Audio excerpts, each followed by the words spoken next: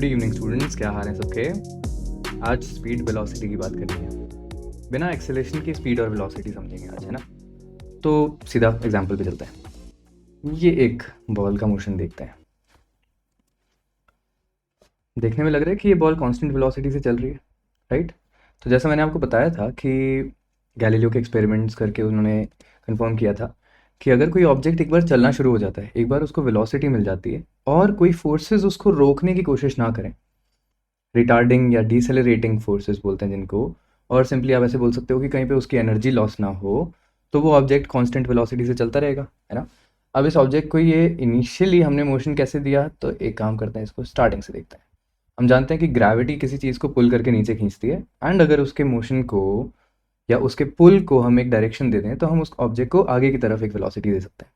तो first thing जो आपको याद रखनी है वो ये है कि any object will continue in it state of motion unless acted upon bye an external force. ये कौन सा है? ये न्यूटन का फर्स्ट लॉ है, ये पढ़ा है आप लोगों ने, है ना। तो मैं इसको सिंपल हिंदी में समझा देता हूँ कि ऑब्जेक्ट चलता रहेगा जब तक वो एक स्ट्रेट लाइन पे ट्रैवल करेगा, ठीक है। तो एक स्ट्रेट लाइन पे ट्रैवल करना यहाँ पे एक ज़रूरी पॉइंट हो जाता है, और इस स्ट्रेट लाइन पे जब तक एक ऑब्जेक्ट ट्रैवल करता है तब तक इसको बिना फ्रिक्शन के कोई नहीं रोक सकता। तो if it has some velocity, वो वेलोसिटी उसकी कांस्टेंट रहेगी। Very simple. अच्छा, अब अगर ये स्ट्रेट लाइन थोड़ी सी स्लांटेड होती, अगर मान लो ये एक ऐसा प्लेन होता जिसको हम इंक्लाइंड प्लेन बोलते हैं, जिसमें इस ऑब्जेक्ट को ऊपर की तरफ राइज करना पड़ता, तो ये ऑब्जेक्ट का क्या होता। अब इस ऑब्जेक्ट की स्पीड ऑब्वियसली धीरे धीरे कम होने लग जाती है ना। तो हमको बहुत बेसिक अंडरस्टैंडिंग से पता है कि जब भी आपको पहाड़ी चढ़नी होती है, अगर आप ऑलरेडी एक स्पीड लेके आए थे तो एक पॉइंट के बाद आपको यहाँ पे रुकना पड़ जाएगा, ठीक है। आपकी स्पीड हो जाएगी ख़त्म। इसको थोड़ा सा और क्लियर दिखाने के लिए मैं ये ऑन कर देता हूँ, ठीक है। चलो, तो this is an incline plane जो ऊपर की तरफ आपको लेके जा रहा है, और ये आपको फाइनली क्या करेगा, ये आपको फाइनली रोक सकता है। सिमिलरली अगर एक प्लेन नीचे की तरफ जा रहा होता तो ये आपको आपकी स्पीड को बढ़ाते जाता और ये आपको और एक्सेलरेशन देता। तो हम लोग क्या करेंगे, हम लोग ये सारा एक्सेलरेशन, डिसेलरेशन और कांस्टेंट वेलोसिटी का केस जो है, ये सब हम एक बॉल के मोशन से ही समझना शुरू कर लेंगे, और इस बॉल को हम ऊपर और नीचे चढ़ाते उतारते रहेंगे ताकि हमको एक्सेलरेशन और वेलोसिटी का अंदाज़ा रहे, ठीक है। सो ये जो बॉल आपके सामने है, इस बॉल को आप देखकर बता सकते हो कि अभी ये एक कांस्टेंट स्पीड से चल रही है क्योंकि ये बिल्कुल फ्लैट है, राइट। इसको हमने एक पर्टिकुलर हाइट से शुरू किया था, इसलिए ये स्पीड से चल रही है, and that's quite okay. In fact अगर आपको इसकी स्पीड थोड़ी सी बढ़ानी है, अगर आपको एक सिंपल कैलकुलेशन से इसकी स्पीड निकालनी होती, जो कि हम करेंगे, तो आप यहाँ पे फ्रिक्शन ख़त्म कर सकते थे। और फ्रिक्शन ख़त्म कर दूँ, एक बार दिखाऊँ। तो अगर इस ऑब्जेक्ट का मैं फ्रिक्शन कर देता हूँ 0, तो ये ऑब्जेक्ट क्या करता है, ये बिना रोल के स्लाइड करना शुरू करता है। और अब देखो ये कैमरा फ्रेम से आगे चला गया क्योंकि कैमरा फ्रेम पिछली बॉल के हिसाब से सेट किया था मैंने, ठीक है। तो वो आगे जा रहा है। पर चलो प्रैक्टिकली तो हम मोशन को समझते हैं, है ना। हम स्कूटर पे, बाइक पे, कार पे बैठे हुए हैं, हमको पता है कि कितनी स्पीड डेंजरस लगती है, कितनी स्पीड नॉर्मल है, कम है। साइकिल चलाने वाले को हम ओवरटेक करेंगे तो हमको पता है कि वो स्लो चल रहा है, हम फास्ट चल रहे हैं। तो ये स्लो और फास्ट के कॉन्सेप्ट बहुत क्लियर होते हैं नॉर्मली सबको, जो अपने आसपास मोशन देख सकते हैं, राइट। चलो, अब इतनी सी बात है कि जब हम स्पीड डिफाइन करते हैं तो स्पीड एग्जैक्टली है क्या। स्पीड, जो कि एक बहुत ही पुराना और सिंपल सा टर्म है, वो सिर्फ ये बोलता है कि आप कितना डिस्टेंस कवर करते हो कितने टाइम में। अगर आप इस चीज़ को डिवाइड कर दो टाइम से, डिस्टेंस को, तो आप बता सकते हो कि किसी चीज़ की स्पीड कितनी है। हाउएवर ये जो डेफिनेशन है ये थोड़ी बचपन की डेफिनेशन है ना। और खैर, अभी मैं एक बार इस डेफिनेशन को चेंज करने से पहले वेलोसिटी को भी डिफाइन कर देता हूँ। और वेलोसिटी क्या हो जाएगा, वेलोसिटी को आप सिंपल शब्दों में डिस्प्लेसमेंट अपॉन टाइम बोलते हो, but again that is not enough. क्यों? सबसे पहले ये ज़रूरी है ये समझना कि स्पीड और वेलोसिटी एक पीरियड ऑफ टाइम में ही शो किए जा सकते हैं। अगर मैं आपको एक फ़ोटो दे दूँ, चलिए, अब इस फ़ोटो को देख के आप बता सकते हो कि इस कार की स्पीड कितनी होगी। ऑब्वियसली फ़ोटो में काफ़ी एक इंटरेस्टिंग सा लुक आ रहा है जो बता रहा है कि यहाँ धूल भी बहुत उड़ रही है और हवा भी बहुत तेज़ चल रही है, but because it's a picture हम बता नहीं सकते कि इस कार का एक्चुअली मोशन हो रहा है कि नहीं हो रहा। हो तो रहा होगा, है ना, पर चलो स्पीड नहीं बता सकते। क्या प्रॉब्लम आ रही है यहाँ पे स्पीड बताने में? प्रॉब्लम सिर्फ यही है कि जब तक ये टाइम इंटरवल ना हो थोड़ा सा, तब तक आपको स्पीड और डिस्टेंस और डिस्प्लेसमेंट मेजर करने में प्रॉब्लम आएगी, है ना। आप इस इंस्टेंट पे नहीं बोल सकते कि इस ऑब्जेक्ट ने कितना डिस्टेंस किया, क्योंकि इस इंस्टेंट पे तो ये रुका ही हुआ होगा। ऑब्वियसली जस्ट एक इंस्टेंट बाद अगर आपको इसकी पोजीशन मिल जाती, और मान लो कि मैं इसको एक सेकंड बाद यहाँ रख देता हूँ और मैं बोलता हूँ कि इन दोनों लोकेशंस के बीच का जो डिस्टेंस है ये है 10 मीटर्स, और इन दोनों फ़ोटोज़ के बीच का जो टाइम का गैप था, यहाँ पे टाइम अगर 0 सेकंड्स था और यहाँ पे टाइम 4 सेकंड्स था, तो आप बड़े आराम से इसकी स्पीड निकाल सकते हो, है ना। तो अब आपको ऐसे केस में स्पीड निकालना है, तो आप क्या करोगे, आप कहोगे 10 मीटर्स का डिस्टेंस अगर आप 4 सेकंड्स में चल रहे हो तो आपकी स्पीड 2.5 मीटर पर सेकंड हो गई होगी। काफ़ी क्लियर और सिंपल सी बातें हैं। अब यहाँ पे स्पीड और डिस्टेंस को जब हम बड़े हो गए हैं, अब हम इसको दो तरीके से समझाना शुरू करते हैं। तो अब हम क्या कहते हैं कि स्पीड और वेलोसिटी को, कि स्पीड दो तरीके से आप मेजर कर सकते हो। एक तरीका हो जाता है जो आज तक हम करते आए हैं, average speed. Average is very simple, आप एक लंबा टाइम लोगे और उस लंबे टाइम से जब आप डिवाइड कर दोगे डिस्टेंस को तो आपका एवरेज स्पीड आएगा। इसका मतलब क्या है? इसका मतलब मैं ये है कि मान लो मैं सुबह 6 बजे अपने घर से निकला और मैं 500 किलोमीटर्स की जर्नी करके शाम को 6 बजे घर लौट गया, ठीक है। इस बीच में मैंने 500 किलोमीटर्स की जर्नी करी, तो मेरी एवरेज स्पीड क्या रही होगी? ये रही होगी 500 डिवाइडेड बाय 12 आवर्स और ऊपर किलोमीटर्स, तो मेरी स्पीड इस बार किलोमीटर पर आवर में आएगी और इसकी वैल्यू कितनी हो जाएगी? ये काम करते हैं, जस्ट मेक इट ईजी, मैं यहाँ पे शाम के 4 बजे घर आ जाता हूँ, उससे क्या होगा कि ये 10 घंटे में काम हो जाएगा, तो मेरी स्पीड आ जाएगी 50 किलोमीटर पर आवर एवरेज। पर क्या ये 10 घंटे तक मैं 50 किलोमीटर पर आवर की स्पीड से चला रहा था गाड़ी? नहीं, मैं बीच में नाश्ते के लिए भी रुका था, मैं बीच में सो भी गया, मैंने स्पीड बढ़ाई भी। एक एवरेज वैल्यू मिली हमको इस पूरी जर्नी की, this is called the average speed. पर जो आपका स्पीडोमीटर रीडिंग देता है, क्या वो भी एक एवरेज स्पीड की रीडिंग देगा? नहीं, बिल्कुल भी नहीं। अब स्पीडोमीटर जो रीडिंग दे रहा है वो किसी भी इंस्टेंट पे एक फ़ोटो खींच के बताई जा सकती है। इसका क्या मतलब है? इसका मतलब है कि ये जो कार की मैंने ऊपर आपको एक फ़ोटो दिखाई थी, अगर यहीं पे इसके स्पीडोमीटर की मैंने आपको फ़ोटो दिखा दी होती और स्पीडोमीटर यहाँ पे बोल रहा होता 60 किलोमीटर पर आवर, तो आप कहते कि यहाँ पे तो इसके स्पीडोमीटर ने इस इंस्टेंट पे स्पीड मेजर कर ली, जबकि अभी आपने कहा था कि इंस्टेंटली स्पीड मेजर करना पॉसिबल नहीं है ना। ये 60 किलोमीटर पर आवर बहुत ज़्यादा है, क्योंकि हमने जो स्पीड निकाली है वो 2.5 मीटर पर सेकंड आई है, तो मैं इसको यहाँ पे 2.5 metre per second just to be technically correct कर देता हूँ। पर पॉइंट क्या है? पॉइंट इतना सही है कि स्पीडोमीटर ने जो स्पीड मेजर करी वो एक इंस्टेंट की स्पीड है, इसलिए उसको हम बोलते हैं इंस्टेंटेनियस। इंस्टेंटेनियस, ठीक है भाई। तो इंस्टेंटेनियस स्पीड या वेलोसिटी मेजर की जा सकती है। इनफैक्ट इंटरेस्टिंग बात यह है कि इंस्टेंटेनियस स्पीड और वेलोसिटी हमेशा इक्वल होते हैं एक दूसरे के, ठीक है। ऑब्वियसली वेलोसिटी और स्पीड में एक क्लियर डिफरेंस तो आपको पता ही होगा कि वेलोसिटी एक वेक्टर हो जाता है जबकि स्पीड एक स्केलर क्वांटिटी हो जाती है। स्केलर और वेक्टर मैंने आपको समझाया था, scalars are the things that don't require direction. तो आपका स्पीडोमीटर क्या दे रहा है? आपका स्पीडोमीटर आपको स्पीड दे रहा है, वो आपको डायरेक्शन नहीं बता रहा, है ना। पर अगर आपकी कार में एक कंपास लगा हुआ है और आप स्पीड की वैल्यू के साथ साथ वो कंपास की रीडिंग भी अपने फ़ोन पे दोस्त को बता दो, तो वो बता देगा कि आप किस डायरेक्शन में किस स्पीड से चल रहे हो, that will give your instantaneous velocity. Instantaneous velocity और स्पीड, किसी भी एक इंस्टेंट पे स्पीड और वेलोसिटी की वैल्यू मैं बोल रहा हूँ इक्वल होती है। क्यों होती है इक्वल? क्योंकि फॉर दैट इंस्टेंट आप डायरेक्शन स्विचिंग नहीं कर सकते यार। एक इंस्टेंट में आप एक छोटा सा स्ट्रेट लाइन की लेंथ ही चले होगे, that is the assumption here. Instant इतना छोटा होना चाहिए कि आप उस छोटे से डिस्टेंस को स्ट्रेट लाइन अज्यूम कर सको, इवन दो आप स्ट्रेट लाइन पे नहीं जा रहे। मान लो एक कार एक कर्व्ड लेंथ पे जा रही है और हम जानते हैं कि जब कोई कार एक कर्व्ड लेंथ पे जाती है ना, लेट्स से हम यहाँ पे इस कार को या ठीक है एक टॉप व्यू से एक कार को इमेजिन कर लो, ठीक है। तो एक कार है जो यहाँ आपको ऊपर से नज़र आ रही है and this car moves on this path. तो जब ये कार दूसरे एंड तक पहुंचेगी, आप जानते हैं कि इसका डिस्प्लेसमेंट कुछ और होगा और इसका डिस्टेंस कुछ और होगा, और इसकी वजह से इसका इस पीरियड में जितनी देर ये ट्रैवल करी, इस पीरियड में इसकी स्पीड एवरेज अलग आएगी क्योंकि डिस्टेंस ज़्यादा था, और डिस्प्लेसमेंट जो आएगा वो एवरेज हमेशा कम आएगा, है ना। तो जैसे हम बोलते हैं कि डिस्प्लेसमेंट इज़ ऑलवेज स्मॉलर या इक्वल टू डिस्टेंस, बिल्कुल वैसे ही जो वेलोसिटी होती है एवरेज किसी भी एक जर्नी की, वो हमेशा स्मॉलर या इक्वल टू एवरेज स्पीड ही आएगा। क्यों? क्योंकि हमेशा डिस्टेंस ज़्यादा ही आएगा डिस्प्लेसमेंट से। डिस्प्लेसमेंट की डेफिनेशन ही यही है कि वो शॉर्टेस्ट डिस्टेंस निकालता है दो पॉइंट्स के बीच का, ठीक है। अच्छा, और भी कोई डिफरेंस होता है स्पीड और वेलोसिटी में? एक बहुत इंपॉर्टेंट डिफरेंस होता है, मतलब ये जो है अभी तक जो हमने बात करी स्केलर वेक्टर की और ये एवरेज वेलोसिटी और एवरेज स्पीड का जो डिफरेंस है ये तो है ही। एक मेजर डिफरेंस ये होता है कि change in speed and change in velocity, change in speed and change in velocity are very different things, are very different. ठीक है, ये सबसे इंटरेस्टिंग पार्ट हो जाएगा जो हमको आज के लेक्चर में कंप्लीट करना है। तो let's start with the basics, और बेसिक्स को थोड़ा सा मैं जॉट डाउन कर देता हूँ, एक चार्ट में क्लियर लिख देता हूँ ताकि तुमको याद रहे। तो हम यहाँ पे डिस्टेंस, डिस्प्लेसमेंट, स्पीड, वेलोसिटी की ना बेसिक बेसिक बातें लिख देंगे।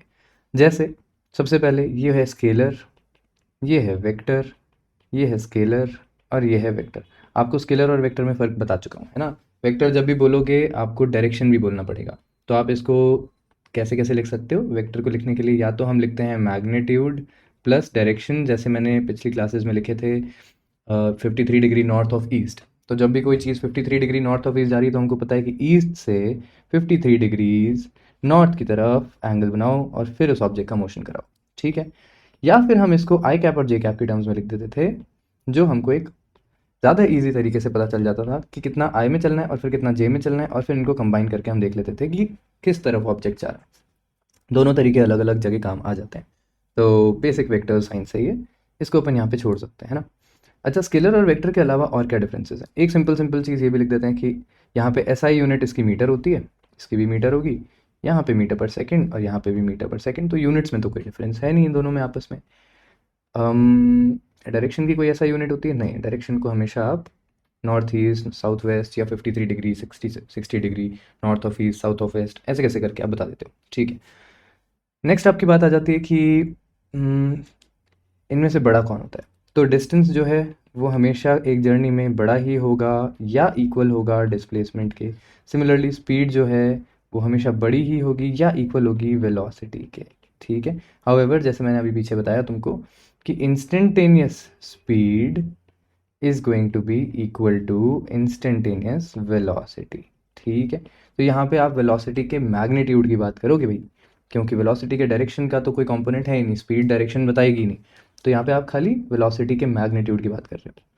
चलो let me extend this a little, और भी कुछ बातें हैं इनके बारे में करने की।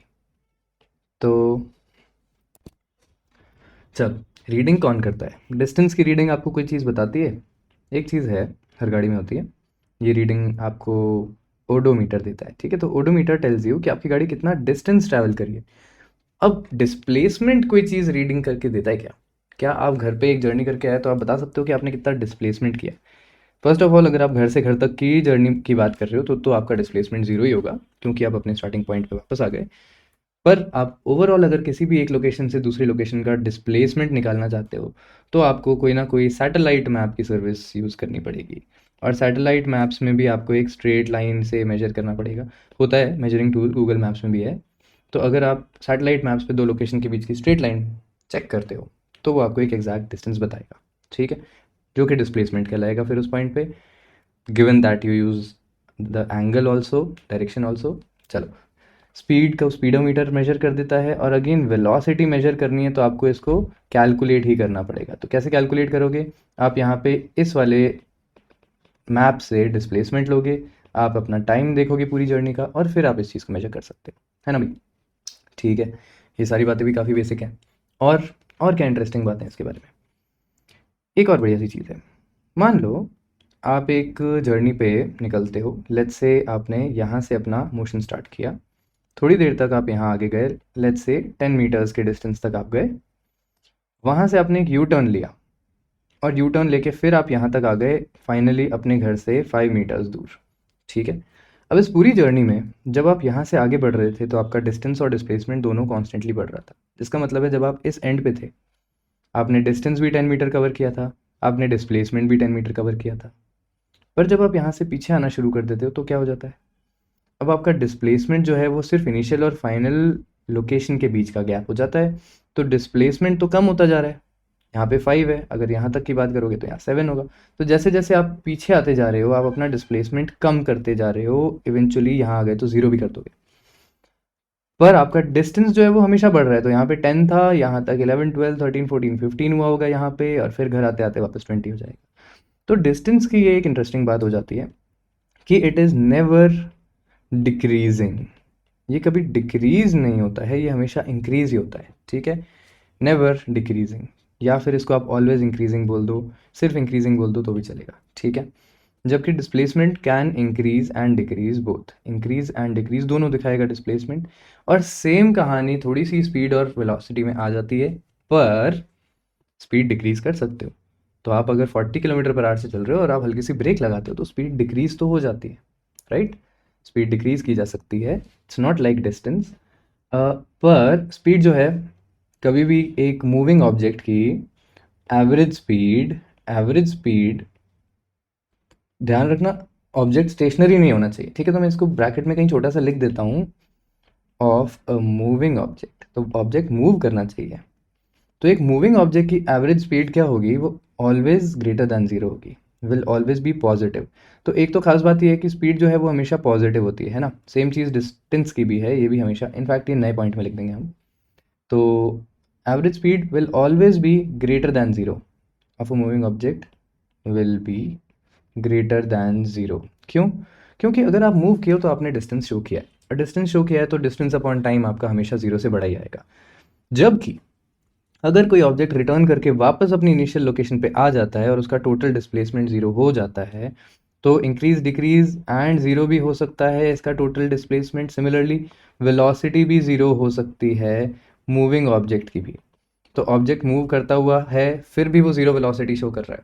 हम अर्थ के पर्सपेक्टिव से सोचें तो अर्थ एक साल बाद वापस घूम के सन के अराउंड उसी लोकेशन पे आ जाती है, तो हमारा टोटल डिस्प्लेसमेंट ज़ीरो हो जाता है। जिसका मतलब है एक साल की अर्थ की एवरेज वेलोसिटी ज़ीरो है, एक साल का अर्थ का डिस्प्लेसमेंट ज़ीरो है। पर डिस्टेंस नहीं, डिस्टेंस 2πr हो जाएगा अप्रॉक्सीमेटली, और डिस्टेंस है तो स्पीड की भी वैल्यू होगी एवरेज एक साल में, ठीक है। तो इस तरीके से एक ये और इन्फॉर्मेशन आ जाती है। हम जो बात और बोल रहे थे वो भी लिख देते हैं कि ये हमेशा एक पॉजिटिव क्वांटिटी रहेगी, ये हमेशा एक पॉजिटिव क्वांटिटी रहेगी। पर यहाँ पे, और पॉजिटिव का मतलब ज़ीरो भी हो सकता है, zero and positive quantity, non negative बोलते हैं हम इसको टेक्निकली, है ना, ज़ीरो एंड पॉजिटिव को। पर वेलोसिटी का क्या है, वेलोसिटी डायरेक्शन पे डिपेंड कर रही है, और डायरेक्शन में हमने नाम दिए हैं डायरेक्शन को। तो वेलोसिटी प्लस आई कैप भी हो सकती है, माइनस आई कैप भी हो सकती है, प्लस जे कैप प्लस के कैप माइनस जे कैप माइनस के कैप। मैंने के कैप बता दिया था कि नहीं? तो के कैप जो है वो जेड एक्सिस को रिप्रेजेंट कर देता है, ये वाई एक्सिस को या एक्स एक्सिस को। तो इवेंचुअली हम सिर्फ ये बोलते हैं कि भाई velocity and displacement are vector quantities, तो ये क्वांटिटीज़ पॉजिटिव और नेगेटिव दोनों वैल्यू शो करती हैं, ठीक है। इसको आपको मैथमेटिकली ही समझना है, क्योंकि मैथमेटिकली आप ही सोचो, मैं मानता हूँ तुम्हारा प्रॉब्लम कि सर डिस्प्लेसमेंट नेगेटिव होने का मतलब क्या, क्या कोई ऑब्जेक्ट नेगेटिव डिस्टेंस पे जा सकता है, नहीं जा सकता, तो डिस्प्लेसमेंट नेगेटिव क्यों है? रीज़न बीइंग कि डिस्प्लेसमेंट में डायरेक्शन का एक सेंस है।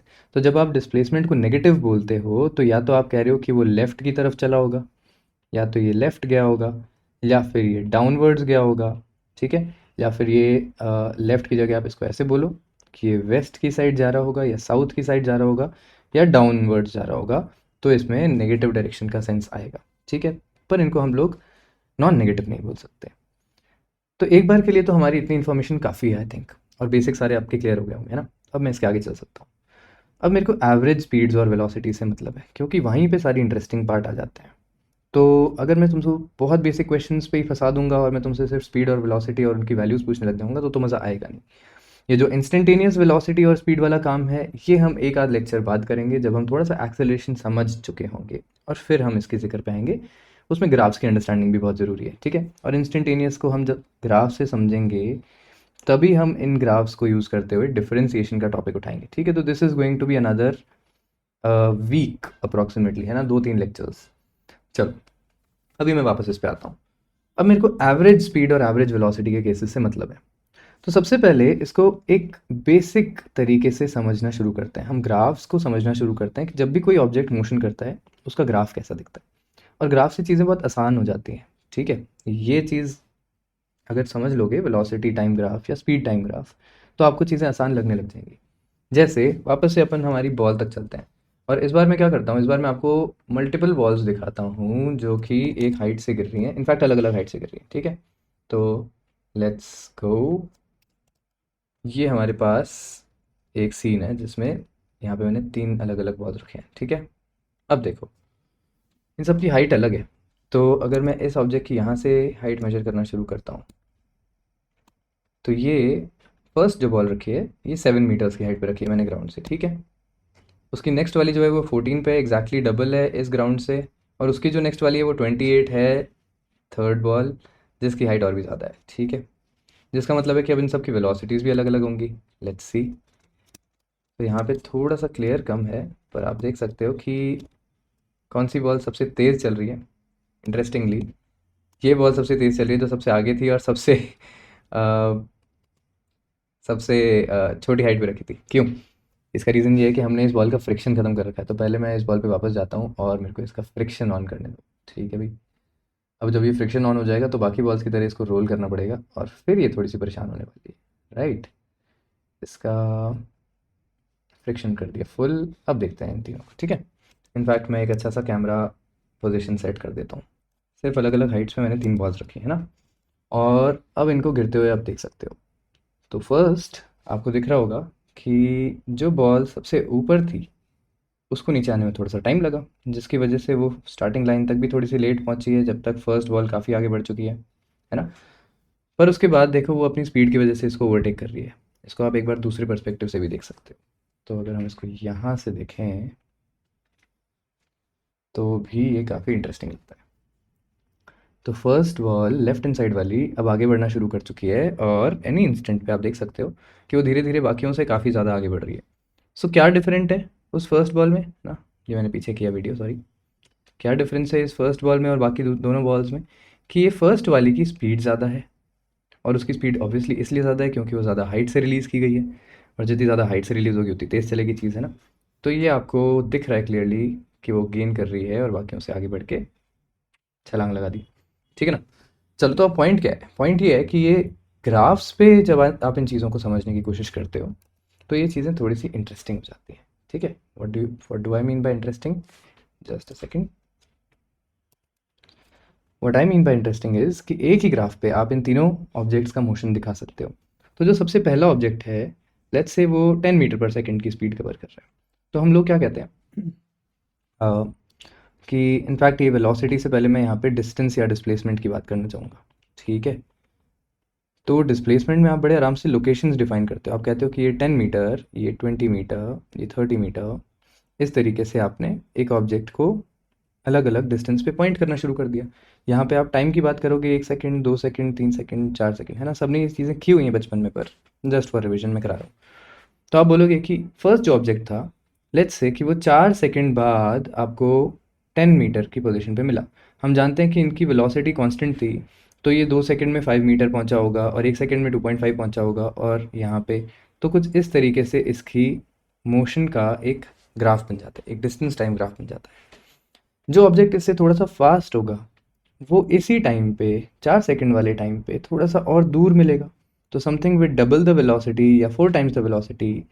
डबल वेलोसिटी का क्या मतलब है कि वो उससे डबल डिस्टेंस कवर करके आगे पहुंच जाएगा, ठीक है। So something with double velocity will have a graph like this. Something with 4 times of velocity, वो 4 सेकंड में कहाँ पहुंचेगा? वो 4 सेकंड में इतना दूर पहुंच जाएगा, है ना। तो ये इस लाइन को सीधा रखते हुए थोड़ा सा मैं सही कर देता हूँ अपने ग्राफ्स को, ये लाइन भी थोड़ी सी ऊपर हो जाएगी।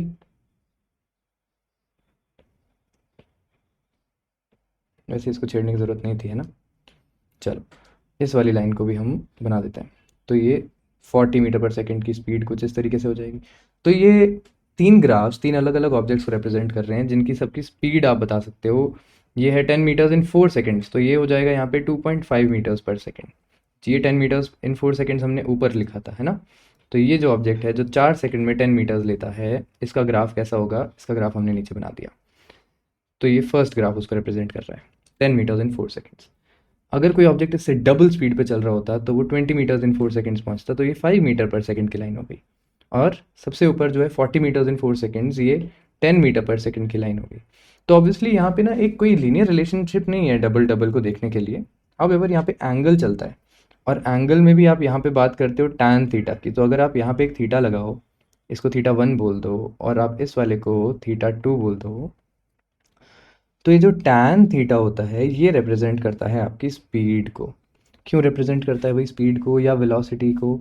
इसलिए रिप्रेजेंट करता है कि जब आप वर्टिकल, टैन थीटा क्या होता है? टैन थीटा होता है परपेंडिकुलर अपॉन बेस और परपेंडिकुलर में हमारे पास यहाँ पे जो है वो मीटर्स के अंदर डिस्प्लेसमेंट की वैल्यूज़ हैं। तो जब भी आप किसी ऑब्जेक्ट का ये वर्टिकल हाइट निकाल रहे हो, आप निकाल क्या रहे हो, आप यहाँ पे इसकी डिस्प्लेसमेंट निकाल रहे हो ज़ीरो से लेके इस पॉइंट तक। अगर ज़ीरो से नहीं लेना है तो आप आगे की भी किसी पॉइंट से उठा सकते हो।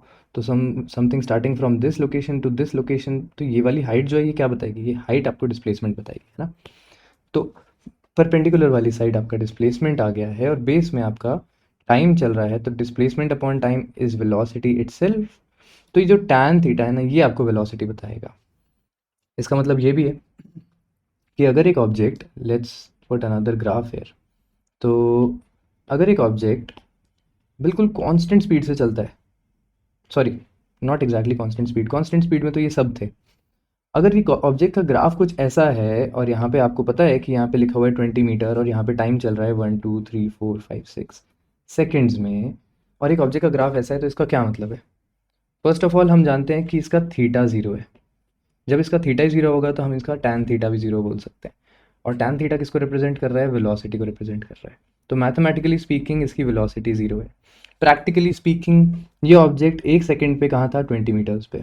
ओके, जब 1 सेकेंड खत्म हो गया और दूसरा सेकेंड आ गया, तब ये ऑब्जेक्ट कहाँ था, तब भी 20 मीटर्स पे था। तीसरे सेकंड के एंड पे भी 20 मीटर्स पे था, चौथे सेकंड पे भी 20 मीटर्स पे था। तो जब ये ऑब्जेक्ट की लोकेशन ही चेंज नहीं हुई ओरिजिन के हिसाब से, तो आपका ऑब्जेक्ट मूव भी तो नहीं कर रहा होगा। तो that's just how a zero velocity object looks like.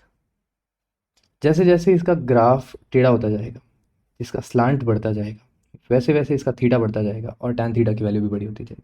तो आपको टैन थीटा की बेसिक्स वैल्यूज़ तो पता ही होंगी। ज़ीरो पे ये ज़ीरो हो जाता है, 0 डिग्री पे ज़ीरो वैल्यू ले लेता है, 30 डिग्री पे ये वैल्यू लेता है 1/√3 की। 1/√3 की वैल्यू कितनी होती है ये हमको पता होनी चाहिए, अप्रॉक्सीमेटली 0.57 के आसपास, ठीक है, बस पता होना चाहिए। नेक्स्ट हो जाता है आपका 37 डिग्री, और 37 डिग्री में आपको याद होगा सामने वाली साइड छोटी, नीचे वाली साइड बड़ी। तो 3 4 5 ट्राइंगल में जो छोटी साइड होती है वो कौन सी होती है, 3, बड़ी वाली 4। तो 37 डिग्री के लिए परपेंडिकुलर कौन हुआ, 3/4 हो गया परपेंडिकुलर अपॉन बेस, जो कि 0.75 हो जाता है, ठीक है। 45 डिग्री पे ये परफेक्टली 1 होता है और फिर इसके बाद ये बढ़ना शुरू कर देता है। तो मैं इसकी वैल्यूज़ थोड़ी सी और यहाँ लिख देता हूँ। 53 डिग्री पे इसकी वैल्यू हो जाएगी 4/3, क्योंकि अब ये वाला एंगल 53 डिग्री हो जाता है। तो इस ट्राइंगल का ये वाला एंगल सामने आएगा, है ना। और 4/3 इज़ 1.33। 60 डिग्री पे ये √3 की वैल्यू, जो कि 1.73 होता है। अगर ट्रिग्नोमेट्री में थोड़ा सा कन्फ्यूजन है तो मेरा एक क्लास लेक्चर देख सकते हो। 90 डिग्री पे इसकी वैल्यू हो जाती है इनफाइनाइट। इनफाइनाइट को हम नॉट डिफाइंड बोलते हैं, क्योंकि इन्फिनिटी एक क्वांटिटी ऐसी है जिसकी कोई डेफिनेशन नहीं है या नंबर नहीं है ना। पर इनफाइनाइट का जो आपको लॉजिक पता है कि it's a very large number, एक बार के लिए उतना काफ़ी है, एक बार के लिए। तो something with a graph like this, कोई बिल्कुल ऐसे ऊपर जा रहा है ग्राफ, तो इसका मतलब क्या होगा कि इस ऑब्जेक्ट की वेलोसिटी बिल्कुल इनफाइनाइट होगी। क्यों, क्योंकि तीसरे सेकंड पे इस ऑब्जेक्ट को देखा तो ये ऑब्जेक्ट हर जगह पाया गया, हर जगह पाया गया, 0 पे भी था, 10 पे भी था, 20 पे भी था। इसका क्या मतलब है, इसका मतलब है ऑब्जेक्ट इतनी तेज़ निकला तीसरे सेकंड में कि वो सारी वैल्यूज सारी जगह उसकी फ़ोटो आ गई। तो इट्स एक्चुअली नॉट पॉसिबल, है ना। इसका हल्का सा भी एंगल अगर 90 से कम है, अगर इसका एंगल हल्का सा भी 90 से कम है तो कोई दिक्कत नहीं है, क्योंकि फिर आपको पता है कि आप एग्जैक्ट किस टाइम पे कहाँ पे थे। अब एवर स्पीड बहुत ज़्यादा है, कोई बात नहीं, पर आपको पता तो है ना कि ऑब्जेक्ट कहाँ पे था। तो ये स्ट्रेट लाइंस मैं बना नहीं रहा हूँ ढंग से, पर ये स्ट्रेट लाइंस डाल डाल के हम चेक कर सकते हैं कि at any point of time उसकी लोकेशन और डिस्टेंस क्या था। तो यहाँ पे आप इस तरीके से देख सकते हो, जहाँ तक पॉसिबिलिटी आ जाती है। इनफाइनाइट एग्जैक्टली पॉसिबल होता नहीं है, ठीक है। अच्छा, ग्राफ से इस चीज़ को समझने में फ़ायदा क्यों, फ़ायदा इसलिए क्योंकि अब मैं आता हूँ एवरेज वेलोसिटी वाले क्वेश्चंस पे, और अब मैं आपसे पूछता हूँ कि व्हाट विल हैपन अगर एक ऑब्जेक्ट अपने पूरे रास्ते में अलग अलग वेलोसिटीज़ कैरी करता है, तो उसका एवरेज वेलोसिटी क्या होगा, ठीक है। तो हम यहाँ पे 4 केसेस करने वाले हैं। सिंपल केस से शुरू करता हूँ मैं, कि आपने यहाँ पे अलग अलग टाइम के लिए अलग अलग वेलोसिटीज़ मेंटेन करी। लेट्स से कि आप यहाँ पे एक जर्नी कर रहे हो जिसमें आपने पहले 4 घंटे के लिए अपनी velocity 60 kilometre per hour maintain करी, ठीक है।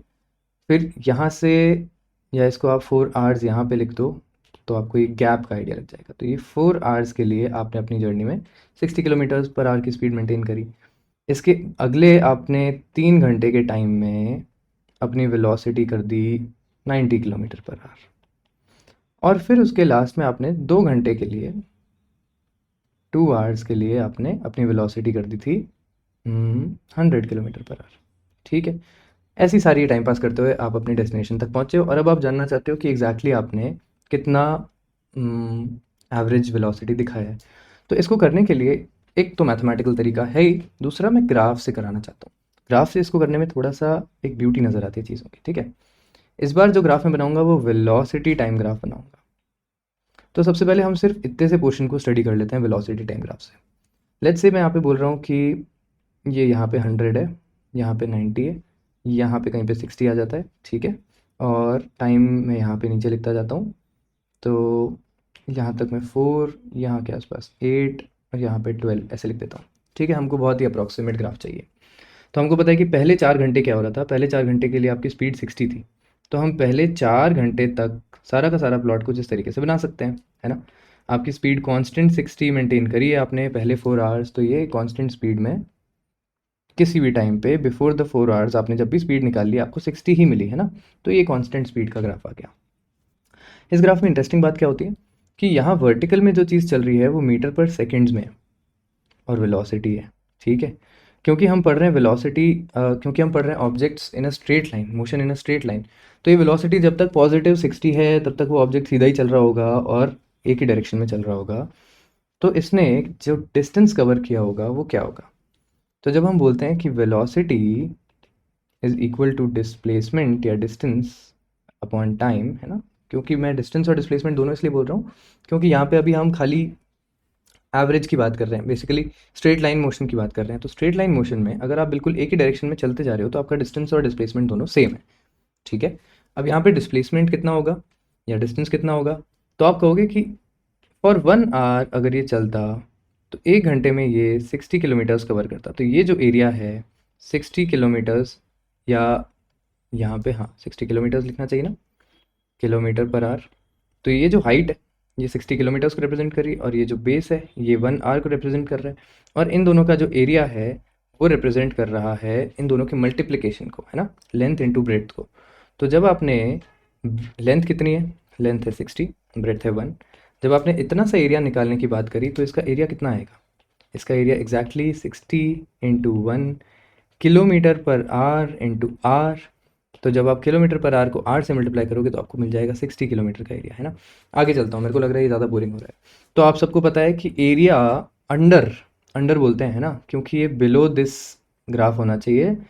बिलो मतलब इससे एक्स एक्सिस तक को टच करता हुआ। तो area under a velocity time graph will give you what, it will give you displacement. तो इतनी देर में इसने कितना डिस्प्लेसमेंट किया, 240 किलोमीटर्स का डिस्प्लेसमेंट किया, 60 इंटू 4, बहुत बढ़िया।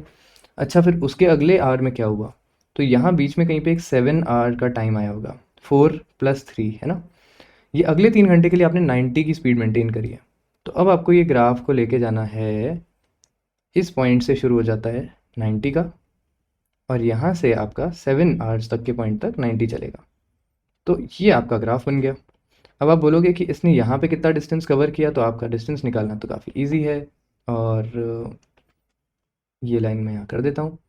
इस एरिया का या इस पूरे ब्लॉक का एरिया कितना हो जाएगा, तो ये हो जाएगा 90 into 3, which is going I'm to not be, sure who that is. What's your sister's name? Thank you Siri, You're welcome. 90 into 3, अभी जा क्यों नहीं रही, 90 इंटू 3 270 किलोमीटर्स। गलती तो नहीं है ना, आगे चलते हैं।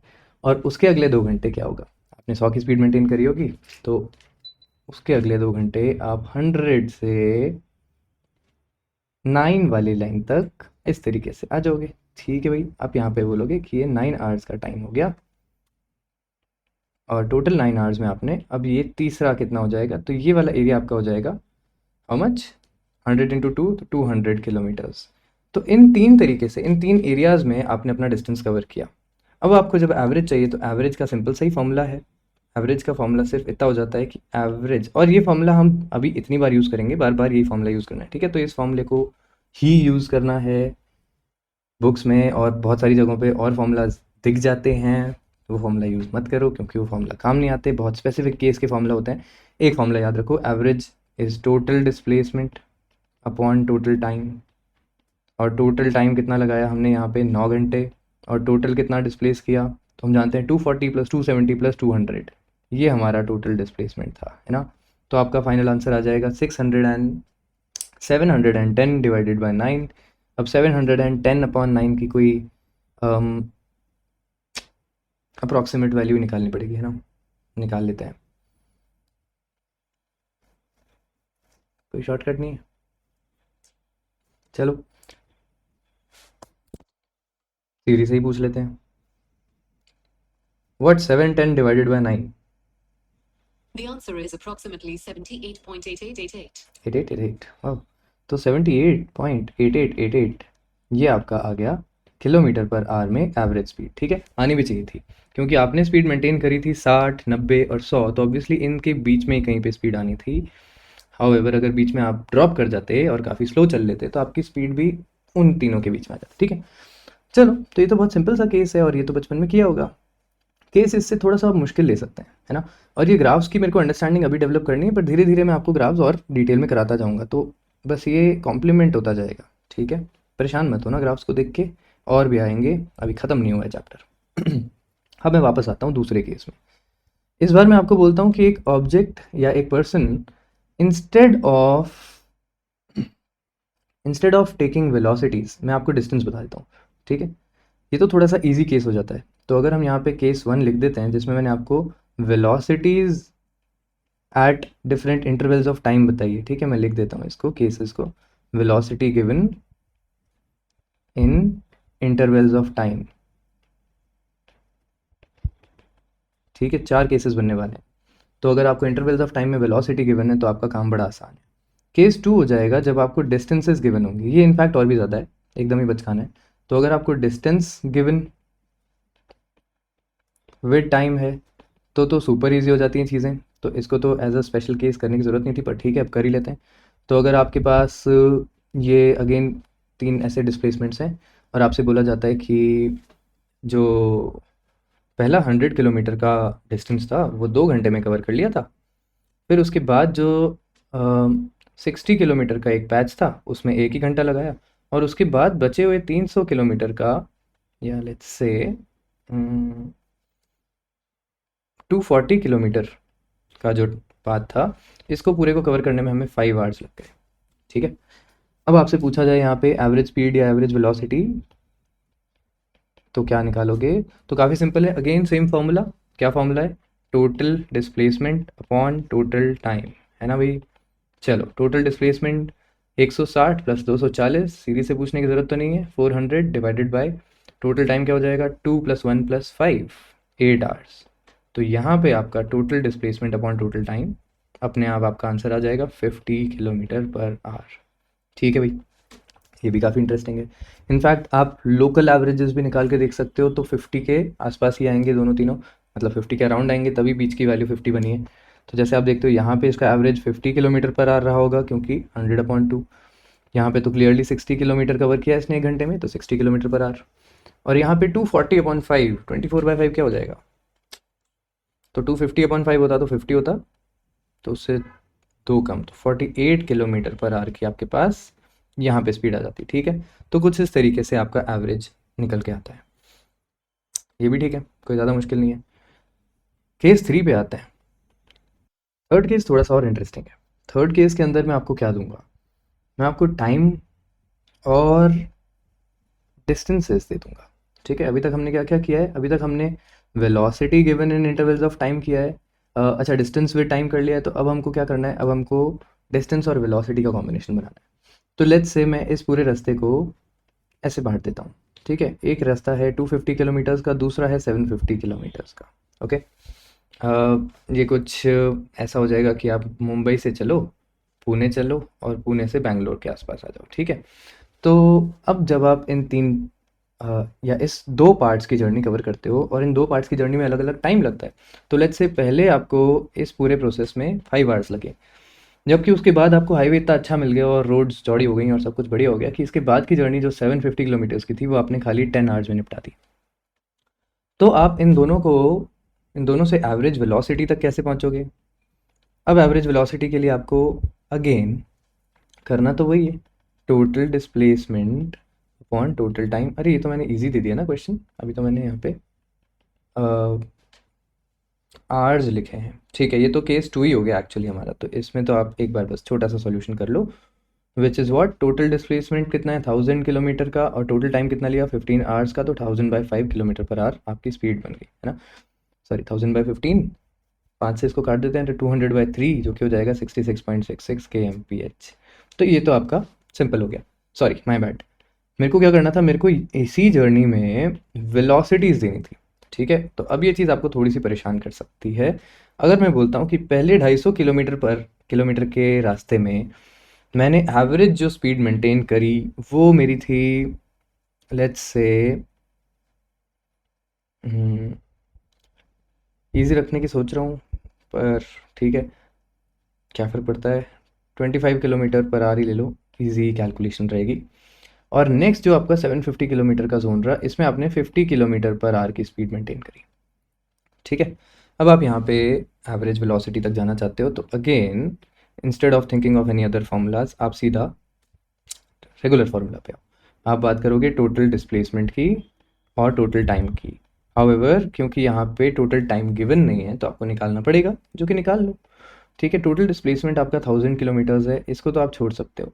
टोटल टाइम के लिए आपको T1 और T2 लिखना पड़ेगा, क्योंकि आपको पता नहीं है कि इंडिविजुअली कितना टाइम लगा। तो जब आप इस T1 का जिक्र करोगे तो ये हो जाएगा 250 किलोमीटर्स को कवर करना था। देखो डिस्टेंस, इसको मैं पहले फॉर्मूला में लिख देता हूँ। तो हमने अभी तक सिर्फ एक ही फॉर्मूला पढ़ा है, और वो है कि velocity is equal to distance upon time. हमको यहाँ पे वेलोसिटी नहीं पता, टाइम पता है, तो अब टाइम ऊपर जाएगा, वेलोसिटी नीचे आ जाएगी।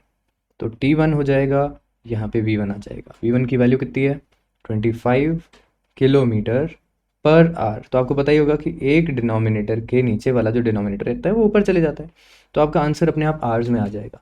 तो you can check this dimensionally also, right, कि आपका डायमेंशन तो आर का आ रहा है कि नहीं आ रहा है, टाइम का आ रहा है कि नहीं आ रहा है। तो T1 आपका लगे 10 आवर्स, T2 में कितने आवर्स लगे वो भी निकाल लेते हैं। तो T2 is equal to 750 divided by 50। ठीक है, आवर्स में आपका आंसर आ जाएगा 75/5। यहाँ पे आपको 15 घंटे लगे हैं, तो आपने यहाँ पे 15 घंटे और लिख दिए, और आपका टोटल जो टाइम हो गया वो हो गया 1000 डिवाइडेड बाई 25। तो आपकी स्पीड रही होगी 40 किलोमीटर पर आवर की। ठीक है, अभी तक हम सेम फॉर्मूला यूज़ कर रहे हैं और हमने 3 केसेस देख लिए। केस 2 हो गया, और यहाँ पे केस 3 आ गया। और केस 3 क्या था, जिसमें आपको दिया हुआ था वेलोसिटीज विद डिस्टेंसेस। केस 3 हो गए वेलोसिटी विद डिस्टेंसेस। ठीक है, अब ये केसेस तो 3 ही है मेनली, बस इनको यूज़ करने में अलग अलग मेथड्स आ जाते हैं। जैसे एक थोड़ा सा इसको डिफ़िकल्ट करने के तरीके क्या हैं हमारे पास, कि हम इसको V1 V2 D1 D2 T1 T2 ऐसे कर करके बोल सकते हैं। तो जैसे अगर मैं आपको बोलता हूँ कि एक रास्ता है जिसके 2 टुकड़े किए मैंने, आधा रास्ता इधर कर दिया, आधा रास्ता इधर कर दिया, इनफैक्ट 3 टुकड़े कर देता हूँ। तो इसको भी मैंने D/4 का पार्ट कर दिया, और यहाँ भी मैंने D/4 कर दिया। अब पहले हाफ डिस्टेंस में मेरी वेलोसिटी रही V1, या लेट्स से हाँ ठीक है V1 V2 कर देते हैं, खाली V पे चलता हूँ। सेकंड आपका जो ये वाला जोन था, इसमें आपने वेलोसिटी डबल कर दी, और तीसरा जो आपका जोन था उसमें आपने वेलोसिटी हाफ कर दी। तो अब आपका एवरेज वेलोसिटी कितना रहा होगा? अब आप जानते हो कि क्वेश्चन में आपको 2 ही चीज़ें गिवन है, एक वेलोसिटी v गिवन है और एक d डिस्टेंस गिवन है। तो आपका जो आंसर आएगा वो v और d के टर्म्स में आना ज़रूरी है फर्स्ट ऑफ ऑल। ठीक है, एवरेज वेलोसिटी के लिए हमें टोटल डिस्टेंस चाहिए। इंटरेस्टिंगली क्योंकि यहाँ पे इन्होंने टोटल डिस्टेंस खुद ही d कर रखा था, जिसके आधे और 1/4 किए हुए हैं, तो आपका टोटल डिस्टेंस तो d बना। पर आपको यहाँ पे टोटल टाइम के लिए T1 T2 और T3 लिखना पड़ेगा, क्योंकि तीनों जगह अलग अलग टाइम लगने वाला है। तो अब मैं इसको जल्दी से सॉल्व कर देता हूँ कि यहाँ इस जोन में आ जाओगे तो T1 कितना लगेगा, T1 हो जाएगा डिस्टेंस अपॉन वेलोसिटी। तो डिस्टेंस तो ऑलरेडी D/2 है, नीचे एक वेलोसिटी लिख दी, इसको ऐसे का ऐसे छोड़ना पड़ेगा। T2 के केस में डिस्टेंस ऑलरेडी D/4 है और वेलोसिटी 2v है, तो दिस बिकम्स D/8v, इसको यहाँ पे छोड़ दो। T3 के केस में D/4 and v/2, this will become D/2v again, इसको भी ऐसे छोड़ दो। ठीक है, अब इन तीनों को यहाँ नीचे प्लेस कर दो। ज़्यादा मुश्किल तो नहीं लग रहा? D by two V, D by eight V, D by two V. तो D by two V, D by eight V, D by two V. देखो टाइम आराम से लेके इसको सॉल्व करा करो, अगर छोटी मोटी मिस्टेक से तुम्हारा आंसर खराब हो जाएगा तो कोई मज़ा नहीं आएगा, ठीक है। ये सारे वीज ऊपर चले जाएंगे, नीचे आपके पास बचेगा 1/2 प्लस 1/2 प्लस 1/8, ठीक है भाई। अगर कोई इसको शॉर्टकट तरीके से कर सकता है तो ठीक है। लॉन्ग कट तरीका क्या है कि आप नीचे 8 कॉमन लोगे, आप 2 को 4 से मल्टीप्लाई करोगे, इसको भी 4 से मल्टीप्लाई करोगे, इसको कोई मल्टीप्लिकेशन की ज़रूरत नहीं। तो आपका आंसर आया 8v/9। इंटरेस्टिंगली आंसर डिस्टेंस के डी की वैल्यू के इंडिपेंडेंट आ गया, ठीक है। कोई बड़ी बात नहीं, आ जाता है। इसलिए आ जाता है क्योंकि आपको डिस्टेंसेस के रेशियोज पता थे, D1 D2 D3 की टर्म्स में नहीं दिया हुआ था, आपको खाली ये पता था कि हाफ डिस्टेंस क्वार्टर डिस्टेंस है, तो इट मेड थिंग्स ईजियर। इस तरीके से थोड़े से कॉम्प्लिकेशंस जब V और D की टर्म्स में आता है तो लगता है कि ये सॉल्व करना थोड़ा सा मुश्किल हो रहा है, जबकि खाली वैल्यूज़ में मेरे हिसाब से सॉल्व करना ज़्यादा आसान हो जाता है, क्योंकि टाइम अलग निकाल लो, टाइम भी एक वैल्यू में आएगा, डिस्टेंस अलग निकाल लो, वो भी एक वैल्यू में आएगा। तो हर केस में जो चीज़ मिसिंग है, अगर वेलोसिटी और टाइम दिया हुआ है तो डिस्टेंस मिसिंग है, अगर डिस्टेंस और टाइम दिया हुआ है तो वेलोसिटी मिसिंग है, और अगर वेलोसिटी और डिस्टेंस दिया हुआ है तो टाइम मिसिंग है। तो जो चीज़ मिसिंग है उसको निकाल के बड़े आराम से एक फार्मूला में पुट करना है, और वो एक फार्मूला क्या है, average velocity is equal to total distance या डिस्प्लेसमेंट अपॉन टोटल टाइम, ठीक है। कसम खा लो कोई और फार्मूला यूज़ नहीं करोगे, क्योंकि फार्मूलाज मिल जाते हैं। जैसे एक सिंपल सा फार्मूला मैं आपको बता देता हूँ। So if an object maintains velocity v1 for some time t and then again it will maintains velocity v2 for the same time t, तो यहाँ पे एवरेज का एक बड़ा अच्छा सा फॉर्मूला आ जाता है। बहुत ही सिंपल फॉर्मूला है। आप बोलोगे कि टोटल डिस्टेंस क्या होगा, v1 इंटू टी, जो कि इस पाथ का डिस्टेंस है ना, इसको आप d1 बोल दो, और इस पाथ का डिस्टेंस कितना होगा v2t, तो आपने यहाँ पे v2t लिख दिया, और टोटल टाइम t लगा, इनफैक्ट 2t लगा, सॉरी, तो आपने यहाँ से t हटा दिया और आपका आंसर आ गया v1 प्लस v2/2, ठीक है। Very simple. आप कहोगे सर ये फॉर्मूला पहले क्यों नहीं बताया, पहले यूज़ कर लेते। ये फॉर्मूला पहले इसलिए नहीं बताया क्योंकि अगर इसी पर्टिकुलर केस में एक जगह यहाँ पे 2t लिखा होता तो आपका ये फॉर्मूला फेल हो जाता, फिर आपको थोड़ी सी मेहनत और करनी पड़ती, यहाँ पे 2v2t आ जाता, तो आप फाइनल आंसर में यहाँ v1 प्लस 2v2 बन जाता, ठीक है। एक ये फॉर्मूला है। दूसरा फॉर्मूला क्या है, अगर आपसे बोला जाए कि वेलोसिटी v1 आपने मेंटेन करी है किसी एक डिस्टेंस d1 के लिए, और फिर वेलोसिटी या इस d1 की वैल्यू कांस्टेंट छोड़ दो, d छोड़ दो, और फिर वेलोसिटी v2 मेंटेन करिए फिर से डिस्टेंस d के लिए, तो आपकी एवरेज वेलोसिटी कितनी आएगी। तो आप बोलोगे एवरेज वेलोसिटी के लिए total distance upon total time. Total distance तो 2d गिवन है, टाइम के लिए क्या करोगे, आप बोलोगे पहले टाइम लगा होगा d/v1, सेकेंड में टाइम लगा होगा d/v2, यहाँ से अगेन डी हट जाता है ऊपर नीचे से, ऊपर एक 2 रह जाता है, नीचे है 1/v1 प्लस 1/v2, तो इसका कॉमन बेस v1 v2 बन जाता है, क्रॉस मल्टीप्लिकेशन हो गया, ये पूरा ऊपर चला गया, तो 2v1 v2/v1 प्लस v2। ये भी एक फॉर्मूला आ जाता है v एवरेज का, जब सेम वेलोसिटी मेंटेन की जाती है इक्वल डिस्टेंसेस के लिए। बट अगेन आपको इतना सिंपल क्वेश्चन कौन पूछ रहा है, आपको हमेशा यहाँ पे डिस्टेंस अलग दिया जाएगा या ज़्यादा डिस्टेंसेस दे दिए जाएंगे, तब ये फॉर्मूला बनाना मुश्किल हो जाता है। एक डी और आ जाता, v3 आ जाता, ये फॉर्मूला इतना लंबा हो जाता। तो ये फॉर्मूला सारे याद करने की ज़रूरत नहीं है, ये 3 स्टेप का डेरिवेशन, ये 2 स्टेप का डेरिवेशन करने में ज़्यादा भलाई है। एक फॉर्मूला याद रखो क्योंकि ये बहुत कॉम्प्लिकेटेड केसेस तक में काम आएगा, ठीक है। आज हमने खाली मोशन इन 1D ही किया है, अभी मैं 2D के केसेस नहीं करा रहा, तो 2D के केसेस अब मैं कराऊंगा जब एक्सेलरेशन वगैरह सब खत्म हो जाएगा, ठीक है, उसके बाद हम 2D पे जाएंगे। तो आई होप आज की क्लास में मज़ा आया हो और आपके काम की रही हो। मैं होमवर्क आपके सामने ही रख देता हूँ, और see you next time. Okay, bye bye, good night.